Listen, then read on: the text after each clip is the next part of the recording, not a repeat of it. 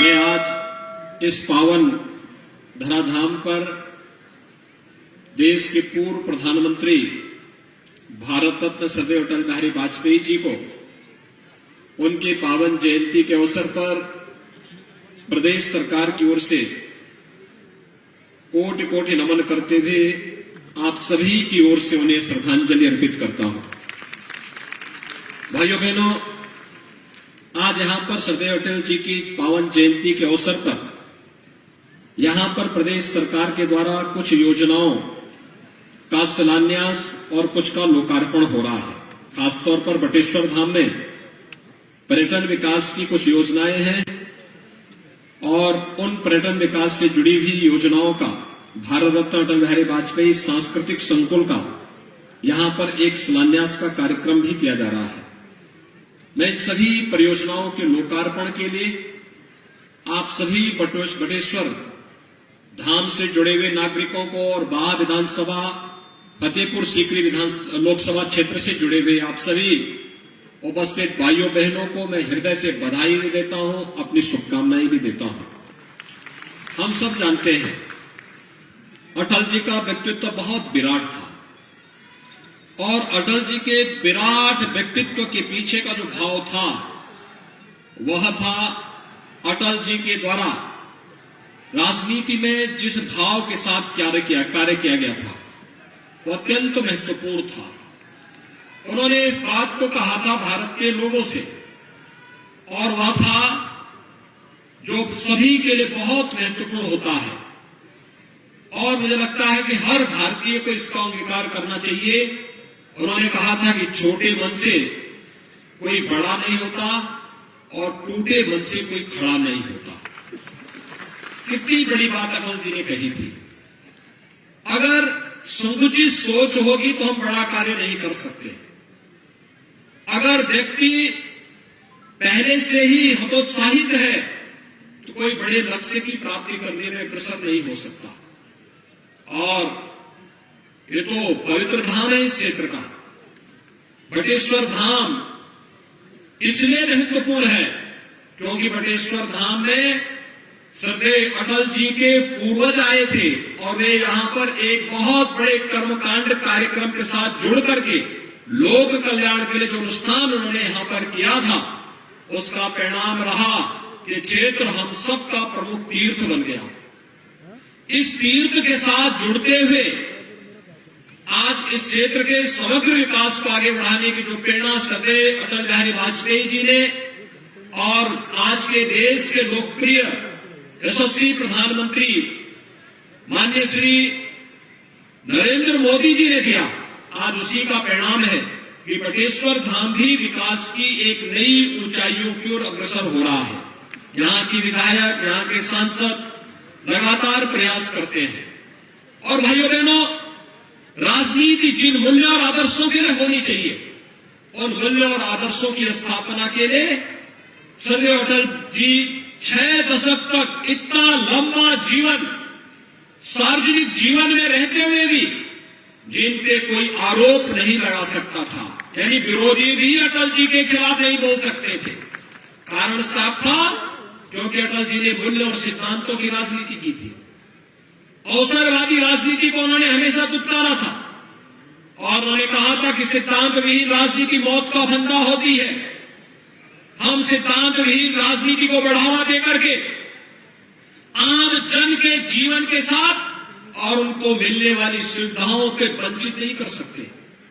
भाइयों बहनों, आज जो हर गरीब को राशन की सुविधा प्राप्त हो रही है, ये अंत्योदय कार्ड धारकों को राशन की सुविधा का लाभ अगर पहली बार किसी ने प्रारंभ कराया था तो सरदेव अटल बिहारी वाजपेयी जी ने किया था। देश के अंदर हाईवे कैसे बनने चाहिए, स्वर्णिम चतुर्भुज की योजना अटल जी ने दी थी। हाईवे 4 लेन, 6 लेन, 8 लेन के हो सकते हैं। प्रधानमंत्री ग्रामीण सड़क योजना कैसे बननी चाहिए, ये सरदेव अटल बिहारी वाजपेयी जी ने दिया था। एक तरफ अटल जी का विराट व्यक्तित्व 60 वर्षों तक भारत की राजनीति में चमकते हुए सितारे के रूप में देश का मार्गदर्शन करते थे और दूसरी तरफ अब लोगों को 5 वर्षों में सत्ता मिलती है और आप देखते होंगे 5 वर्ष तक जनता ने बाहर रखा, उसके बाद भी जब कहीं इनकम टैक्स विभाग जाता है तो 200 करोड़ रुपए लोगों के घरों में मिल रहा है। ये पैसा कहां का है? ये 200 करोड़ रुपए कहीं खेत और खलिहान से नहीं उपलब्ध होते हैं। खेत और खलिहान से उपलब्ध होते तो सबसे ज्यादा पैसा श्री राजकुमार चाहर के पास होता है, क्योंकि हमारे किसान मोर्चा के वे अध्यक्ष हैं। लेकिन जो लोग सत्ता से 5 वर्ष से दूर हैं, उनके पास इतनी राशि मिलने का मतलब, जब उन्हें प्रदेश की सत्ता मिली थी तो उन्होंने खूब लूट खसोट किया। संस्कृत के विद्यालयों का पैसा कब्रिस्तान के लिए दे दिया। हम लोग जो आए, मुझे आश्चर्य होता था जब हमारी सरकार आई, मैंने एक सर्वे कराया। ये बटेश्वर धाम है, मैं इसलिए यहां पर बोल रहा हूं इस बात को। मैंने इस बात में पूछा कि भाई आखिर संस्कृति के विद्यालयों में शिक्षक क्यों नहीं तैनात है? उन्होंने कहा पैसा नहीं है। मैंने कहा पैसा क्यों नहीं है? और फिर हमने आदेश किया कि हर विद्यालय में संस्कृति के अध्यापकों की तैनाती तत्काल हो और योग्यतम आचार्य रखे जाने चाहिए। और दूसरी व्यवस्था हमने उसमें दी कि संस्कृत के बच्चों के लिए जो छात्रावास में रहने की व्यवस्था होनी चाहिए, आश्रम पद्धति से चलाए जाने वाले उन विद्यालयों में उन छात्रों के लिए रहने और खाने की व्यवस्था की जाए। और अगर वह व्यवस्था आश्रम नहीं कर सकता तो उस व्यवस्था को सरकार अपने ऊपर लेगी। हर गरीब छात्र को संस्कृत पढ़ाने की व्यवस्था हम करेंगे और किसी भी छात्र को और किसी भी आचार्य को भटकना नहीं पड़ेगा। लेकिन भाइयों बहनों, पहले की सरकार इस पैसे को कहां देती थी? उर्दू अनुवादक के लिए। संस्कृत के लिए शिक्षक नहीं रखना है, उर्दू अनुवादक के रूप में जरूर रखने का प्रयास होता था। और कैसे लोग रखे जाते थे? जिनको स्वयं उर्दू नहीं आती थी।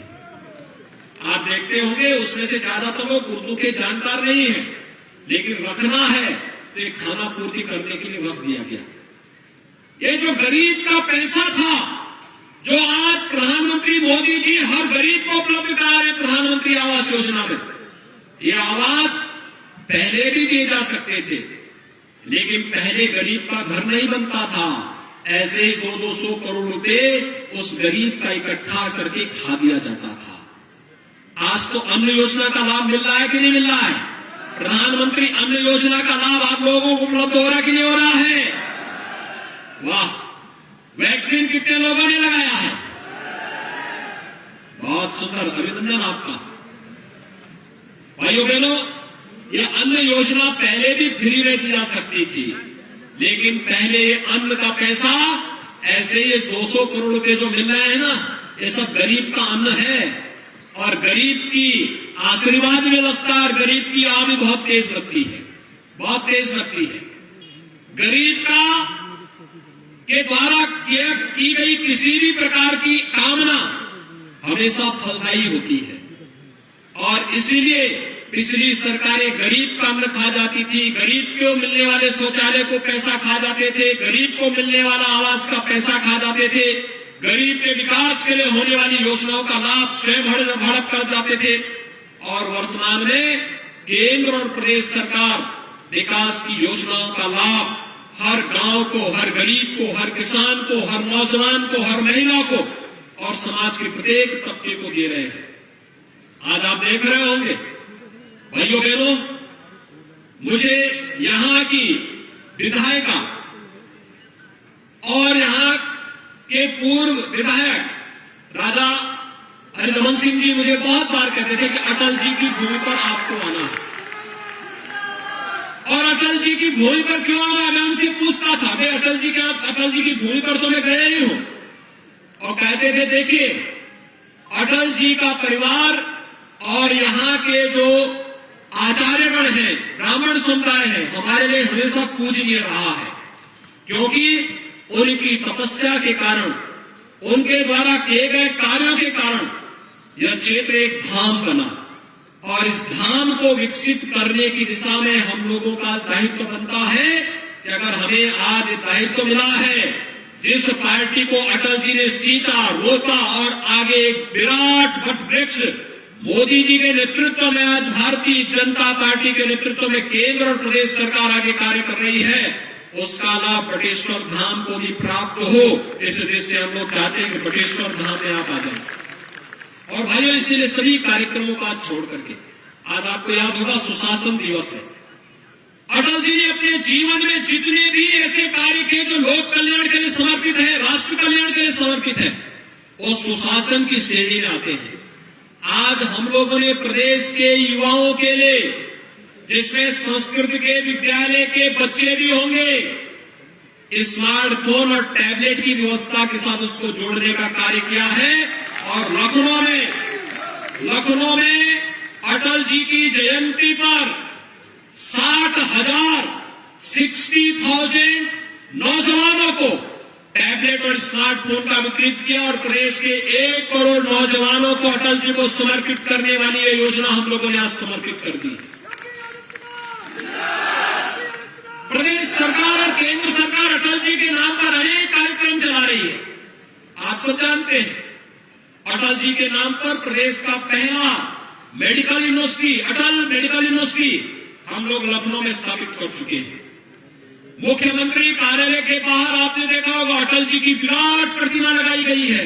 प्रधानमंत्री मोदी जी ने 2019 में उस प्रतिमा का लोकार्पण कर दिया। भव्य लोकार्पण का कार्यक्रम हुआ। 18 कमिश्नरी में 18 अटल आवासीय विद्यालय बन रहे हैं। श्रमिकों के बच्चों को अब उत्तम शिक्षा देने के लिए आवासीय विद्यालय बनाए जा रहे हैं। और ये कार्यक्रम अटल जी के नाम पर 44 इंटर कॉलेज का भी निर्माण हो चुका है। और यही नहीं, हम लोग ने प्रदेश के अंदर, चाहे वो लखनऊ विश्वविद्यालय में अटल सुशासन पीठ की स्थापना हो, अटल स्मृति उपवन हो, अटल बिहारी वाजपेयी संस्कृति पुरस्कार हो, Atal Bihari Vajpayee centre of excellence Kanpur Daly college में, जहां पर उन्होंने लॉ की डिग्री ली थी, वहां पर बनाने की कार्रवाई, बाबा साहब भीमराव अंबेडकर विश्वविद्यालय लखनऊ में भी अटल बिहारी वाजपेयी पीठ की स्थापना, अटल राष्ट्र प्रेरणा स्थल लखनऊ में, और प्रदेश के सबसे बड़े स्टेडियम का नाम, इकाना स्टेडियम का नाम भी हमने अटल बिहारी वाजपेयी इकाना स्टेडियम रखा है। भाइयों बहनों, इसके साथ ही हम लोगों ने तमाम अन्य परियोजनाओं को भी आगे बढ़ाया है। और केंद्र सरकार ने भी अटल भूजल योजना, अटल ज्योति योजना, अटल पेंशन योजना, अटल आयुष्मान योजना, अटल नवीनीकरण और शहरी रूपांतरण मिशन यानी अमृत योजना, यह भी केंद्र सरकार प्रदेश के अंदर, देश के अंदर अटल जी की स्मृति में चला रही है।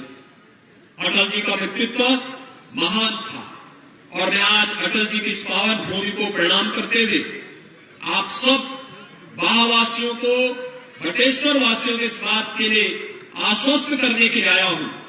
आज अटल जी के नाम पर कुछ कार्यक्रमों का यहां पर उद्घाटन हुआ है, कुछ का शिलान्यास हुआ है, और मैं आप सबको इस बारे में आपको आश्वस्त करने के लिए आया हूं कि बटेश्वर धाम इस क्षेत्र का पवित्र धाम के रूप में विकसित करके अटल बिहारी वाजपेयी जी की भावनाओं के अनुरूप पर्यटन विकास के एक सुंदरतम धाम के रूप में विकसित करने के लिए राज्य सरकार हर प्रकार का सहयोग करेगी।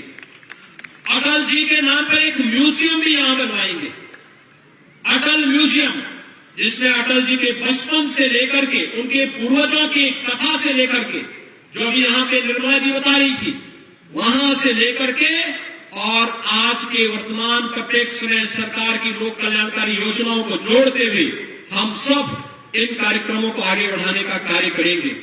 और मैं यही कह सकता हूं, अटल जी का व्यक्तित्व बहुत महान था, इतना महान था कोई उसकी कल्पना ही नहीं कर सकता।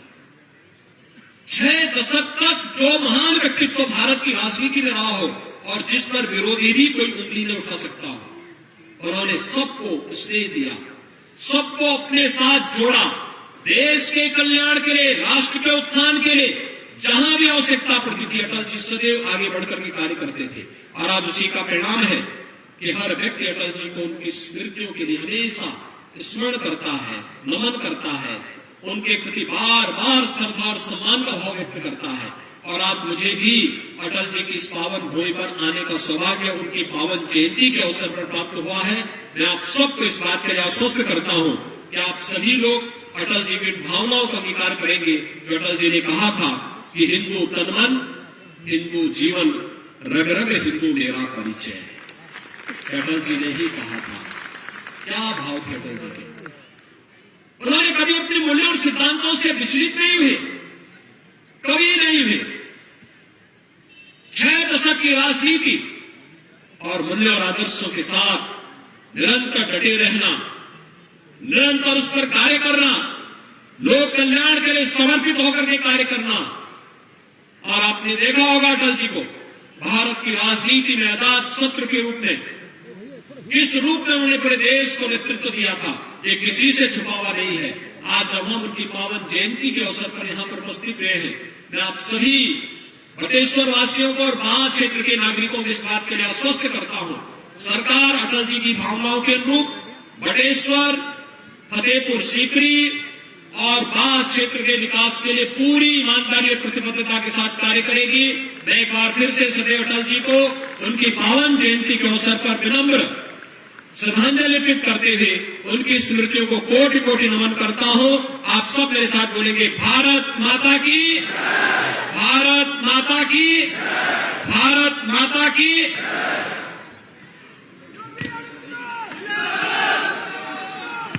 बहुत बहुत धन्यवाद, बहुत बहुत आभार। आज आप हमारे इस गांव में